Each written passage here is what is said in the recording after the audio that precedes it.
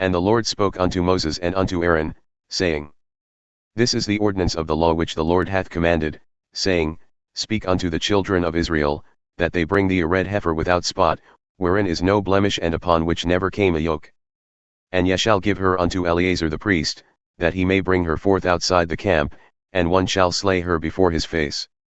And Eleazar the priest shall take of her blood with his finger, and sprinkle of her blood directly before the tabernacle of the congregation 7 times. And one shall burn the heifer in his sight, her skin and her flesh and her blood, with her dung, shall he burn. And the priest shall take cedar wood and hyssop and scarlet, and cast it into the midst of the burning of the heifer.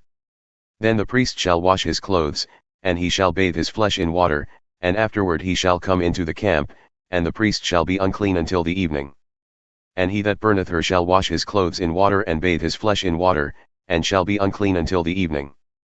And a man who is clean shall gather up the ashes of the heifer and lay them up outside the camp in a clean place, and it shall be kept for the congregation of the children of Israel for a water of separation, it is a purification for sin. And he that gathereth the ashes of the heifer shall wash his clothes and be unclean until the evening. And it shall be unto the children of Israel, and unto the stranger who sojourneth among them, for a statute forever. He that toucheth the dead body of any man shall be unclean 7 days. He shall purify himself with the water on the 3rd day, and on the 7th day he shall be clean, but if he purify not himself the 3rd day, then the 7th day he shall not be clean.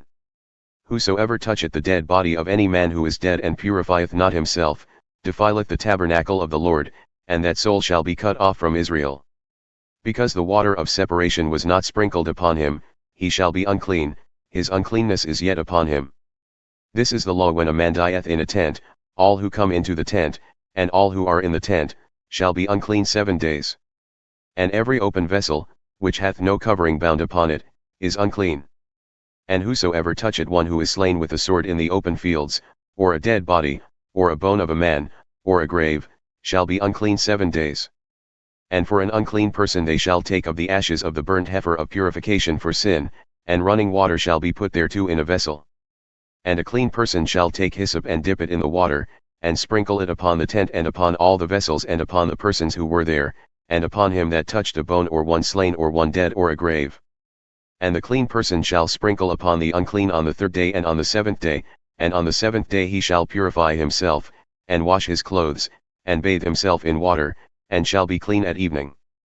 But the man who shall be unclean and shall not purify himself, that soul shall be cut off from among the congregation, because he hath defiled the sanctuary of the Lord. The water of separation hath not been sprinkled upon him, he is unclean.